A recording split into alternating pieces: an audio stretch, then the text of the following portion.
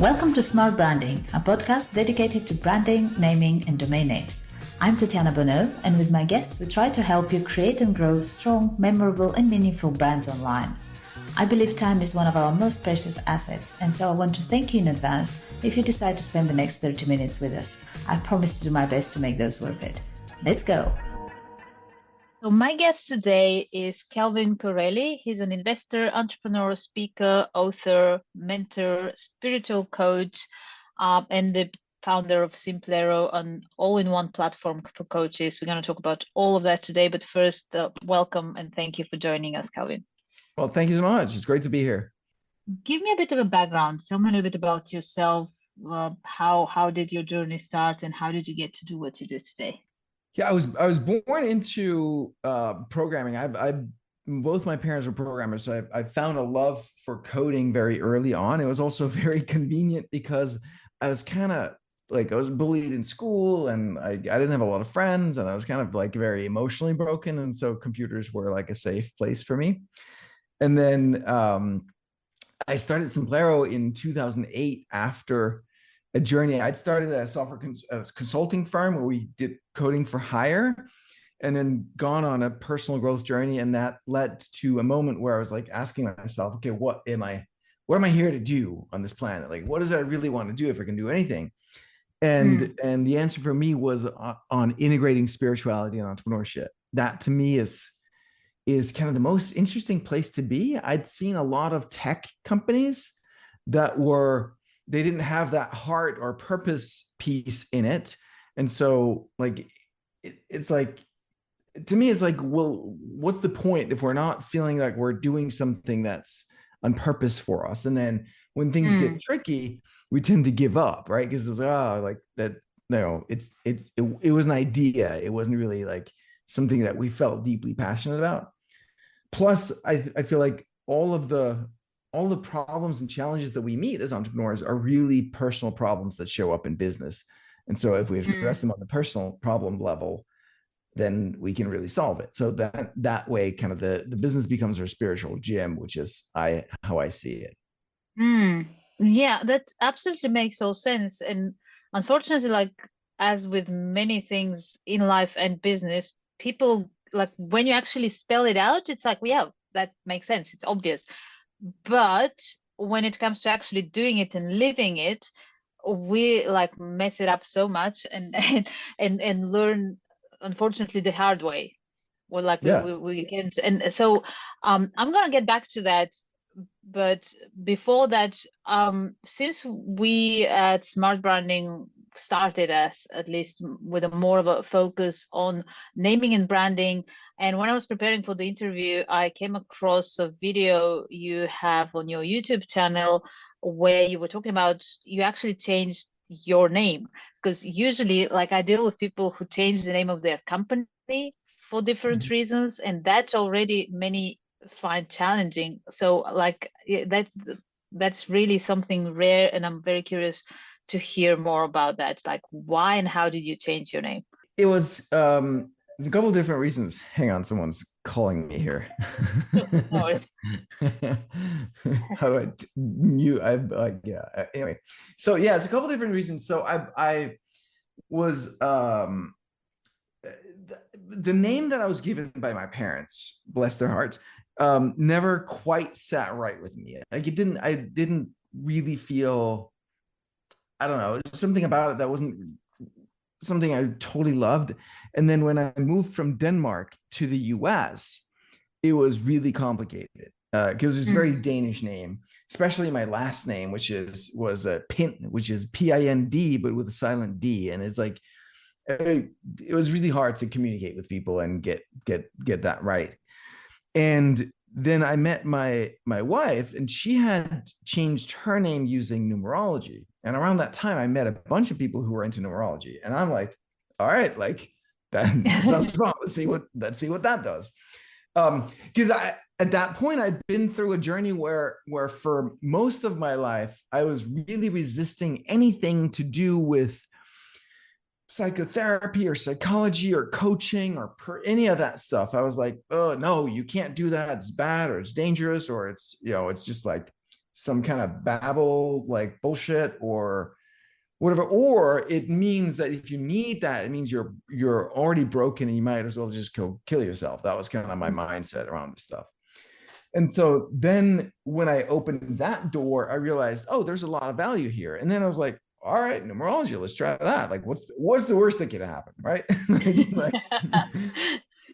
And so I actually signed up with a numerologist, sat down, and he did this, like, there's a lot of math and stuff, and there's different systems, but whatever he was using, he was like, okay, here's your current name and how your life is. And he read that out loud, and it sounded pretty yucky. And it was like, yeah, that sounds pretty much exactly how my life is. And he's like, great. And here's, if we pick these new numbers, so we pick the numbers, like how many names and what the value of the numeric value of each name should be. So if we pick these like values, numbers, then this is what your life would be like. And I was like, that sounds a lot better. And so and then it's basically then like a list of, he gave me some lists of names that would match those numbers. And I looked at that and I got freaking terrified. I freaked out. I was like, crap, like what? Damn it. Now, like I have to actually change my name. I'd never thought that through to its conclusion. I was like, shit, that's scary. What are people going to say? What are they going to think about me? And like, oh, it's weird. And so I actually sat on it for about a year until I was finally, all right, cool. Let me do this. And that was, I sat down with my wife and we looked over some lists, and I wrote some code, obviously, to create lists of last names in particular, because there's a lot of options for last names, and to play around with different options there. And then I settled on the name that I did then. And I actually changed it twice since, but it was smaller changes, because my wife started studying numerology, and then she was like, oh, like there's like, it's math. So you can like, oh, how do we optimize this? So that's how that came about. Yeah. And I'll say, well, two things. One, I picked the name Calvin because of Calvin Coolidge. He was the 30th president of the United States. And he had this quote that I came across at some point. And I kept looking at that quote, and it kept me going through so many years that were challenging, which is that nothing will take the place of persistence. Education will not. The world is full of educated derelicts. Talent will not. Unrewarded. No, that's yeah. Lots of people with talent who didn't make it anything. Genius will not. Unrewarded genius is almost a proverb. Determination and persistence alone are omnipotent. Something like that is the quote. And I was like, I'd read that and be like, oh yeah, there's hope for me, right? If this worked for the president, there's hope for me. And so that's why I picked the name Calvin. And then lo and behold, I mean, my life actually ended up being better in all of the ways that the guy had promised. So I don't know if this works or it's just a testament to the fact that I kept on keeping on, or I do think that there's so much power in taking ownership of your name, that like there's so much identity in our name. So I think the psychological effect alone of saying, hey, I can change my name. If I can change my name, I can change fucking anything about myself. Like, I think there's a lot of power in that. Absolutely. Yeah, and I have definitely seen it, and we have a lot of research, and it's very much what we do at Smart Branding on the side of companies choosing the right name, changing the name when they realize it's not serving them, and sometimes it's because the company itself has changed. And it's just I haven't actually thought about. I've thought about the importance that we do or do not give to giving people names, and sometimes I feel we're very careless about it. That's a really good point. I mean, I have 4 kids, and I'm gonna be honest, and I'm like hoping they're not gonna hear me, but actually it's on the 4th one I really thought a lot about. This kid is gonna be defined by and judged by and gonna have to live with that name forever. Like, what do I want that name to have as a story just to begin with? And then that person has to grow into it, and it has to fit, and maybe it won't, because you can't know, and that's like on kid number 4. Like usually we get that wrong on the outset. And it's amazing that people do seem to put more work, and if you ask me, still not enough into naming a company or a product, a brand, than we do with naming people. Yeah. Yeah. It's a really good point, right? And so the good news is that people can actually choose to change their names, but Mm, most people don't. But I mean, you see it with artists as well, right? Lady mm, Gaga is Stephanie, I think, and mm, Sting is Gordon and whatnot. So people, a lot of it's common in the music industry, in the artist industry, that people choose a name on purpose. They might not go change their legal name like I did, but they mm, do bring intention to the name that they brand themselves as. And yeah, why wouldn't we all do that? absolutely. And I think what you just described as challenges you faced, coming up to that, building up to that taking that step actually to, okay, I'm gonna do that, and choosing the name, they are in a way very similar to what entrepreneurs feel when it comes to their company names. And Mm-hmm. I've seen a lot of that, where like there's that doubt, is it really going to change something, or there is that commitment they feel they have to the old name, or how are Mm-hmm. people, gonna perceive that change, and all the risks that go with it. So yeah, it's fascinating that you've experienced that on the personal front as well. Has it changed Totally. in a What way how? I was Go just gonna ahead. say, like one thing is that's been interesting is because at the same time I moved from Denmark to America, and so Mm, going back to old relationships that I haven't spoken with in a while, like sometimes still have like a sender name as my old name sometimes.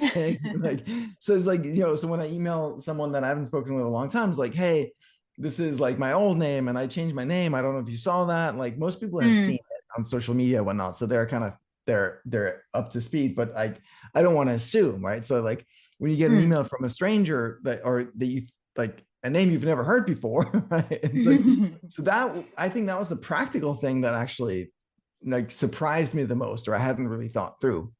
Mm.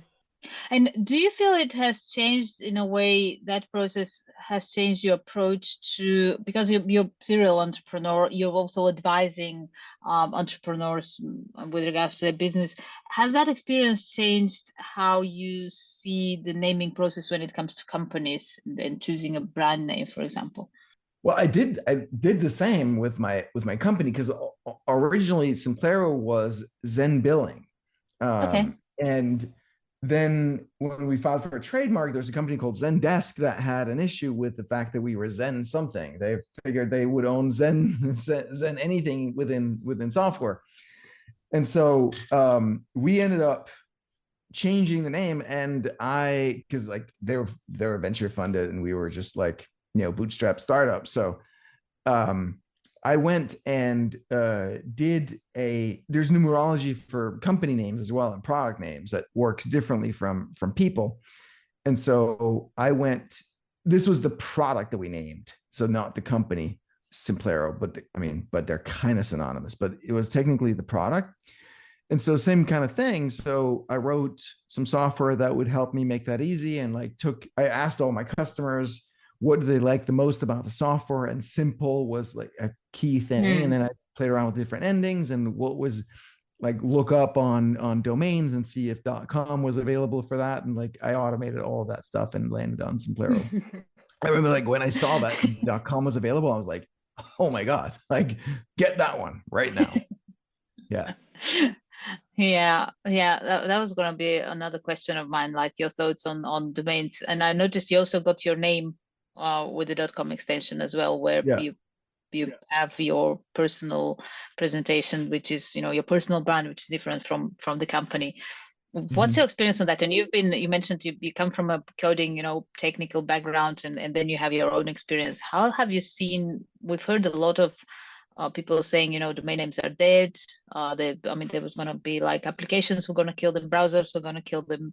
I don't know what's going to kill them now. Like, well, what's your Yeah. experience with that?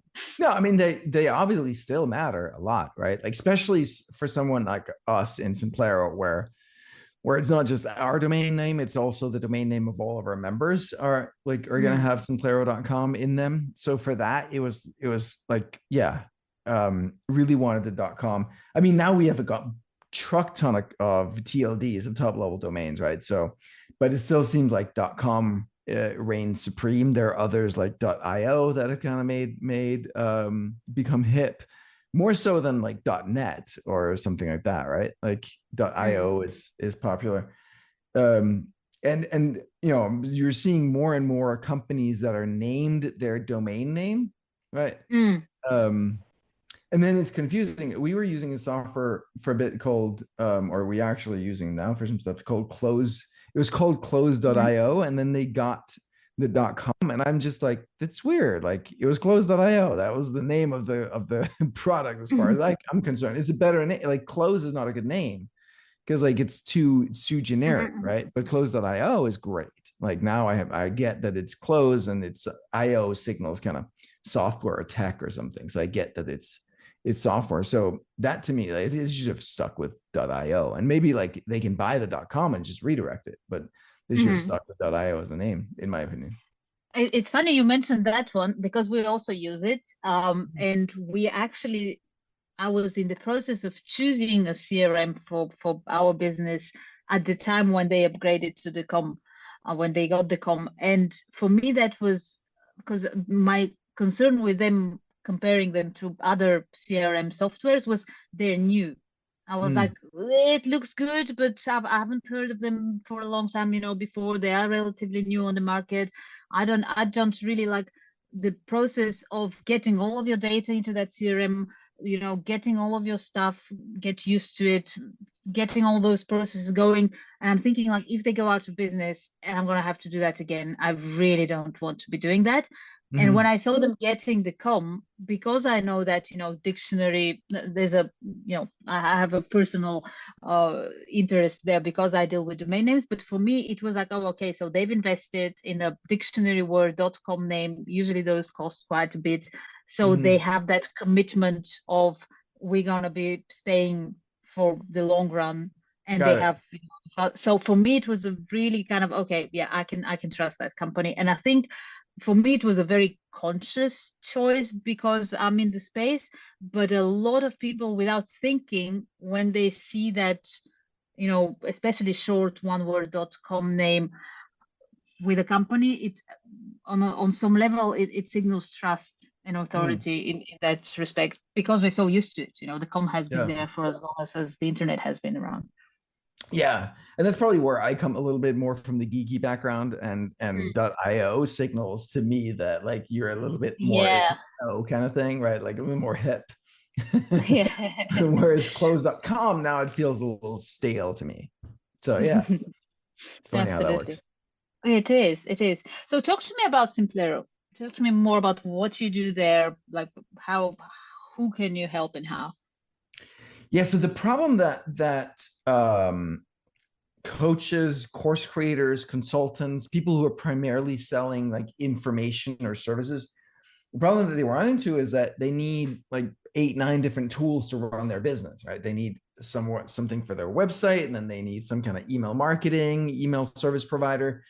Then they need a shopping cart or a way to build stuff, charge stuff, and then they need a page builder, funnel builder, something like that. They need a scheduler if they're going to book sales calls or, you know, client calls of some sort. They need surveys. They need maybe like course or community platform or some things that they can host their course content or their community, or both together, ideally both together, right? Mm.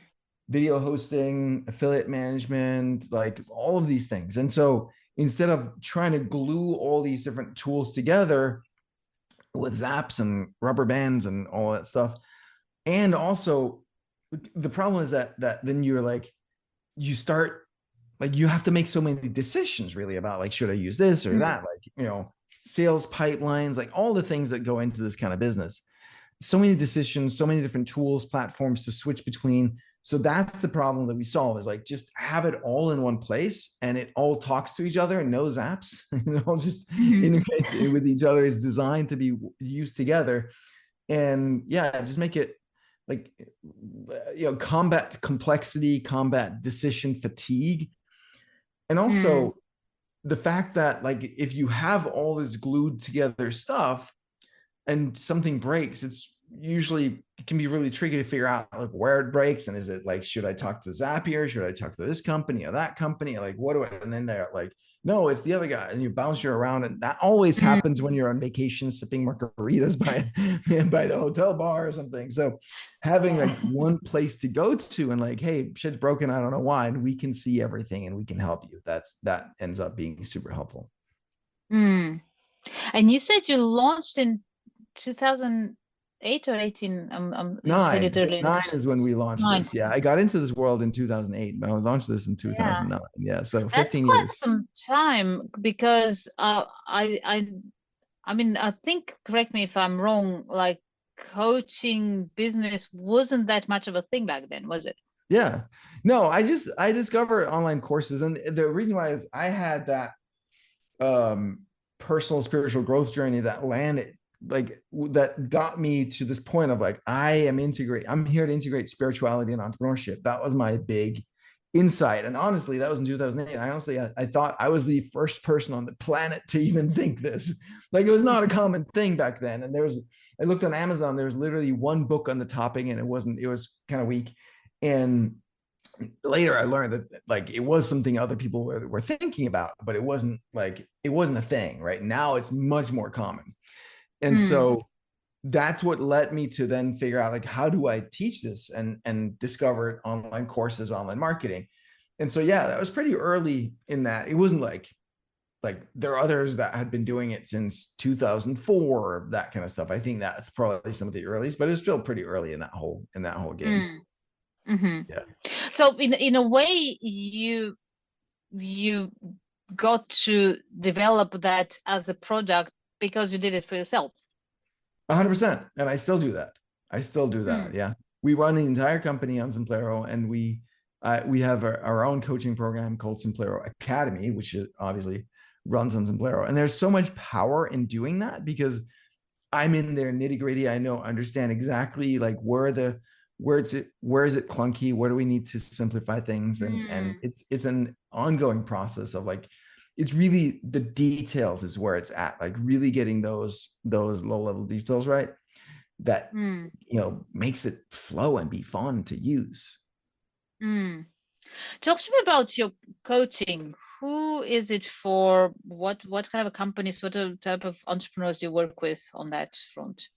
Yeah, so it's mostly the kinds of entrepreneurs that are on Simplero that we work with, because it just makes it simple and easy. I do have a passion for coaching. Like I meet a lot of entrepreneurs outside of Simplero land that are very successful in their business, uh, um, doing whatever they're doing, but they're, again, like every business problem is really a personal problem that shows up in business. And that's the area that I'm really, really strong in, is in pinpointing what that is, and then getting Mm. that, whatever that is, unstuck and moving again. Because that's really like, that's been the journey for me for the past 20 plus years, has been like unpeeling all of those layers of that onion, if you will, inside of me. Mm. um but the other thing that I'm really, really good at is taking a lot of information and then like distilling it down to its core essence. So that's what we do as well on kind of the marketing strategy side.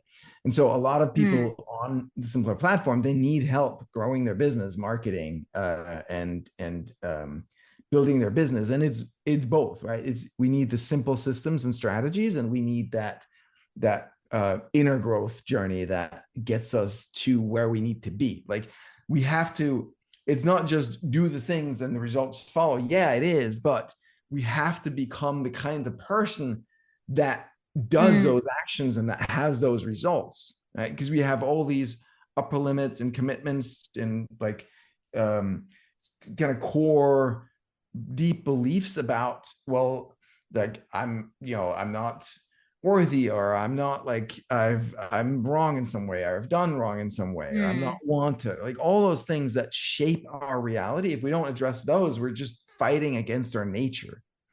mm.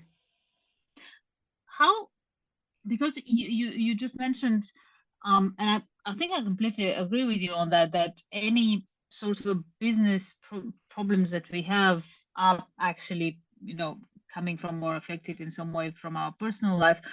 But if we were to say, okay, that's the case, that would make it really hard to see, because a lot of people actually try to even completely separate that, and that's my work life, that's my personal life, those two don't interact at all, nothing to do with each other. And so how would somebody know they would have to reach out to someone like yourself for coaching?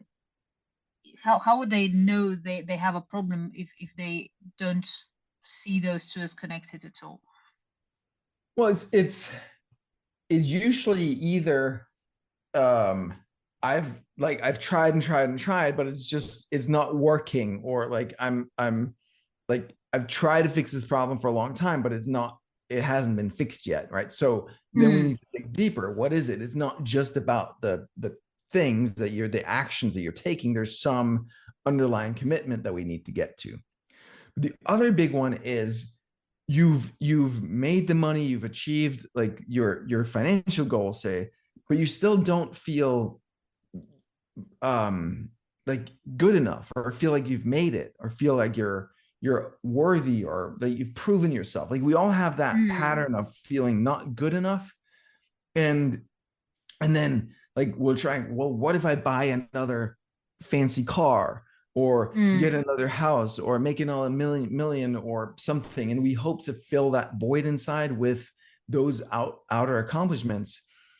And at some point we realize it's never going to happen, because mm. it's not a hole that can be filled with Lamborghinis. That's sounds like a slogan. I like it. Yeah, right. Yeah. So it's like really learning to be in love, learning to be in intimacy, starting with ourselves.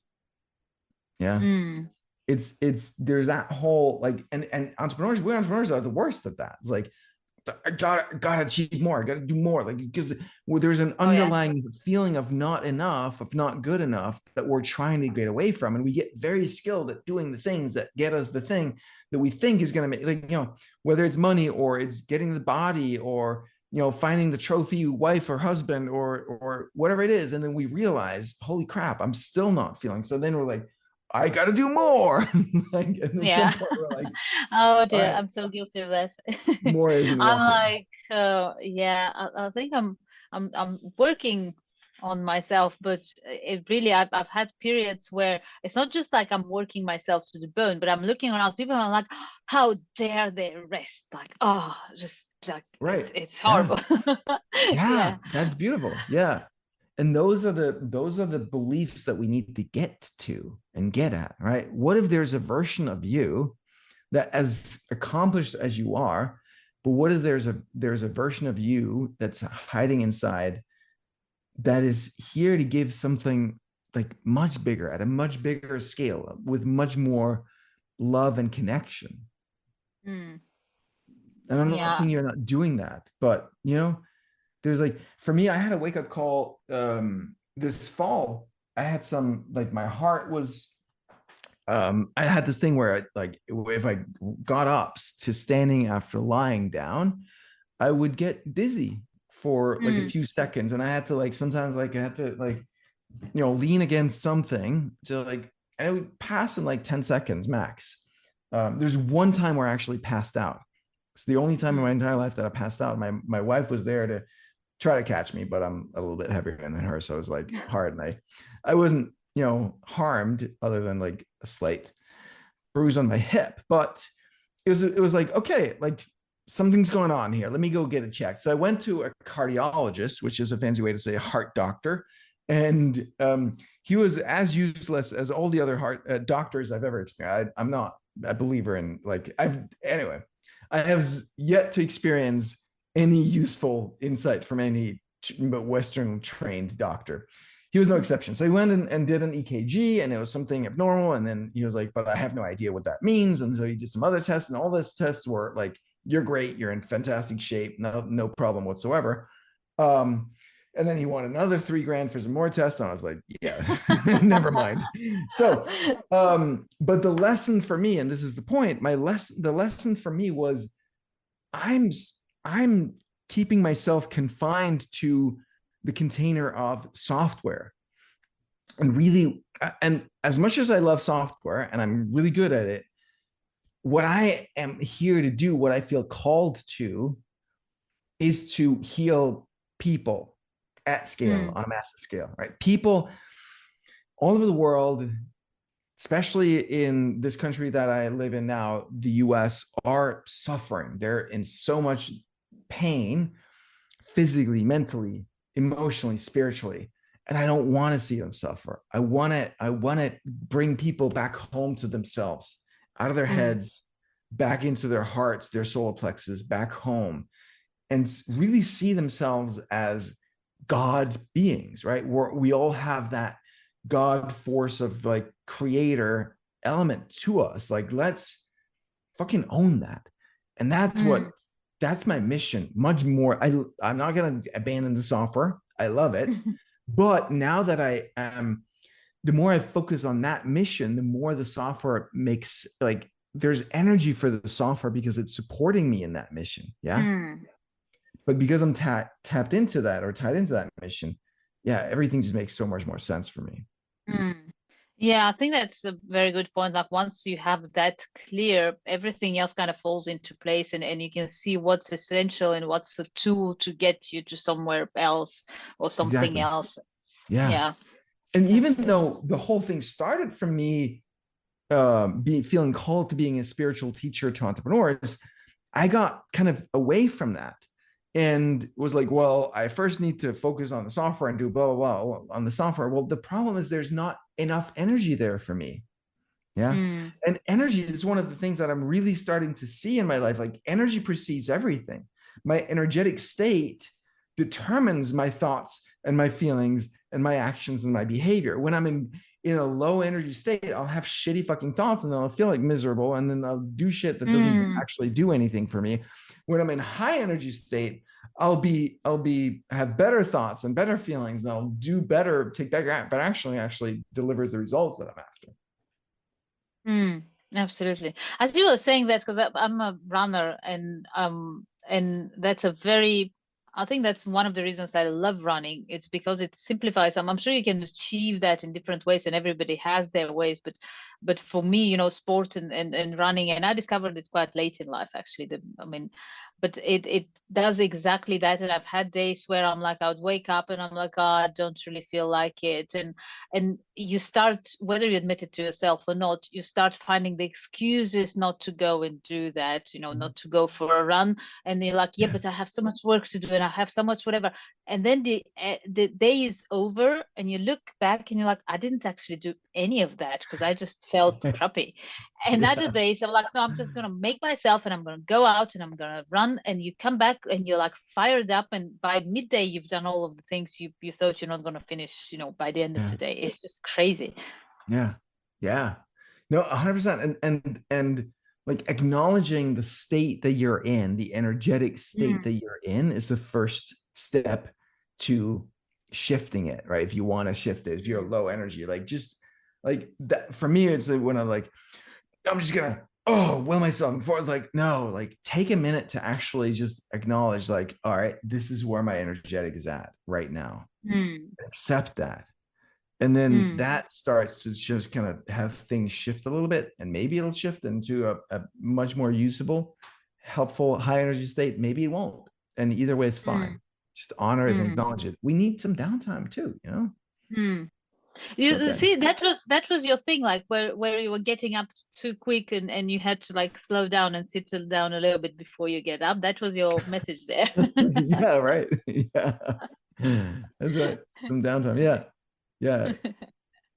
It was cool because like I was thinking, like, all right, I think, like, as soon as I left his office, I was like, fuck, like, like if I were to die in the next 6 to 12 months, the legacy I want to leave is not the software, it's the healing, right? So it just helped me clarify my priorities so much.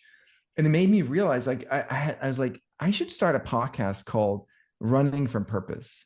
Because when I looked back at my life, I've done so many crazy things that I don't regret, but so much of it was me trying to run away from my fucking purpose, trying to avoid stepping into my purpose. And this was definitely a wake up call. And like all my symptoms are gone. So I'm like happy with that. Like I don't get dizzy anymore. Yay. That's great. That's great to hear. Tell me about your book. We kind of I'm trying to keep this short, but I definitely want you to talk to me about that, give me a bit of an idea of like what made you write it. What is it about? You're talking about Show Up and Serve, yeah? Mm. Or are you talking about You Are the Product? No, Show Up and Serve. Yeah. Yeah. So, I mean, Show Up and Serve was really the idea is that there's so much garbage in the online marketing industry. Like I mentioned, I got into that world in 2008 and I actually quit in 2010. And then I kind of got sucked back in 2019. And I think like there's some good points and there's some good ideas there, but overall, that industry is kind of very yucky. And especially, it seemed to me that it was all about the sale and not the service, not the serving of people. And for me, that's always been my North Star and my calling is like serve people, serve people. And so what I did in 2010 was I pulled out of all the marketing stuff and I just focused on two things, which is great product, great customer service. Yeah. Really make an awesome product, take really good care of people, serve them well. And that's taken me to, you know, multiple seven figures and like a really thriving business. And that idea, if you just show up every day, committed to serving your people, you can't go wrong.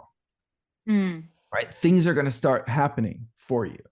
Like that as the baseline is what most people think they have to do all the trickery and the like. I made $107,020 in like 40 minutes or 4 minutes and 40 seconds or whatever. Like all those kind of like hypey, you know, headlines and all that stuff. Like you don't like show up, committed to serving. You're going to build an audience of people who actually care. Yeah, so that's, and I wanted to also destigmatize because from I feel like as an entrepreneur, there's that emotional roller coaster, right? Like, yay, win, great, feel awesome. Oh shoot, no, someone canceled or whatever. Like now I feel like shit. Or like I did a launch and it just completely bombed and I feel like awful. I feel like I'm the biggest loser on the planet. I wanted to just be like, yeah, I've gone through that, right? Like, and it's normal and it's okay. Like you're not wrong for feeling that way. It's not true, but it's human and normal. And so that's a big piece for me is sharing about my struggles and you know fears and you know I don't know all the feelings that go into being an entrepreneur, so people understand that it's like yeah that's totally part of the journey. It doesn't make you wrong. You don't have to do it. That's the other piece, right? If we just learn to actually feel our feelings and be present with it, then like there's no, you know, and to not believe in reality, you know, like to not resist reality. Like we get hooked at oh, I like this and like I don't like that. But if you can just be present with all of it and see the beauty in all of it, then we don't have to have that roller coaster. It doesn't have to be as extreme. But even if you are experiencing that, like it's okay. Absolutely. Yeah, I think it's as you were saying it that if you have that idea and you can apply that to life and business, you know, just doing your best, serving people, then you can't control, you know, whatever happens on the other side. But then that feeling of I did my best, right? I think that Totally. should take a lot of that emotional roller coaster away. Yeah, exactly. Yeah. It's not like you can't, like, there are other things you can do for sure. But to me, that's kind of the foundation is like, if you show up every day and serve people, good things are going to happen. Absolutely. Wonderful. Well, that's a great sort of a message to end on. Last thing, what are you looking forward to this year? What are you like excited about? Lots of things. A big one is publishing my next book, which is You Are the Product. And is this whole idea that people are really attracted to you and your energy. Like people think they have to be a certain way, or like they look at how others do it and they try to kind of fit into that box, versus just like be unapologetically yourself. And it sounds like the easiest thing in the world to do. How could you be anything else? But that's part of the program that we all have, right? We learn between the ages of 1 and 2 is where we start to get mobile, and we go from dopamine, yay, like exploring adventure, to like noradrenaline when our parents or guardians say, stop, don't do that. Blah. And so we create that split inside of like good me, bad me. And so the journey is really to make peace with bad me and incorporate it into, and really see that bad me actually holds some really powerful shit that you might want to put out there in your business, in your personal brand. And then you start to attract people who want to do business with you because of who you are, and not for the facade that you're putting out there. Because that's kind of the suckiest thing that you can possibly do, right? Is play a persona that's not you, and then attract clients that want the false you, and now you're stuck having to try to be that. Like, it's not a fun way to run your business. Yeah, I love that. I'm looking forward to that. That sounds very interesting, and it's funny because I love that the good you and bad you, and it reminds me I have a terrible memory like that for some things, and I haven't actually put the thought into what makes the difference between the two. But for some things, I can remember like small details, like from 20 years ago. Other things, like I literally have movies I've seen, 5 times, and I can watch them a 6th time. It's gonna be like the first time I watch it. But because awesome. I have that, I know. But because I have on your movie budget. Yeah. Because I have that terrible memory, I can't really lie, because I can't keep, you have people, and literally I'm amazed even to that day, actually more as an adult than I was as a kid, that people lie to themselves before actually other people, and create exactly what you mentioned, those personas, that the energy that takes to maintain that is just crazy. And I've just never been able to do it, just because I cannot. Like when I was little, even, like I would, when somebody starts a conversation with you, don't tell that too, I'm like, don't tell me. I cannot. Like I'm right. Just, I'm like, I'm going to tell you what I think. I'm going to tell you what I saw. I can do that. You don't tell this one and that one, but no. Yeah. And I hate that too. And I've always, and I think in a way it's kind of protected me over time from creating that false persona, because I just couldn't hold it together. But now that you said, I'm like, yes, I'm good. Yeah, totally. Yeah, maybe rewrite the story that you have a terrible memory. Yeah. That's good. You just have the memory you have, and it's it's great. That's what it should be. Works. Yeah. All right. Well, we have this recorded, so it's staying. Like if I invite you in some time again, like just we're gonna talk about your next book. We're just gonna start from that. That's awesome. If you remember. Well, thank you so much. That was an absolute pleasure. Thank you. Well, thank you, Tatjana. It's great. Can I send people to my Instagram here? Oh yeah, absolutely. Go ahead. Yeah, so I love this. Is one of the favorite things I do is to do podcasts like this, and then hear from people who actually watch the podcast. So hit me up on Instagram. It's just my name, Calvin Correli, Correli, with 2 R's, 1 L, and then DM me and say that you came from the Smart Branding podcast. And if you want to share like a nugget or something that resonate with you, that's always awesome. And I actually have, if you're in the coaching business, I have a video of this 3 simple steps to get to 10K a month in US as a coach, just simplifying everything that I've seen that the best people do and what's working in the market. So if you send me the keyword 10K, I'll send that to you. But DM me on Instagram, say you came from Smart Branding Podcast. Wonderful. Well, thank you so much. I'm sure there will be some people in our audience who can benefit from that proposal. Thank you so much. Yeah, thank you. It's great to be with you.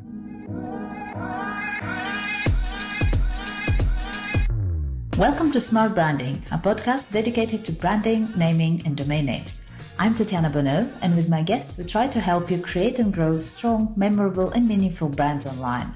I believe time is one of our most precious assets, and so I want to thank you in advance if you decide to spend the next 30 minutes with us. I promise to do my best to make those worth it.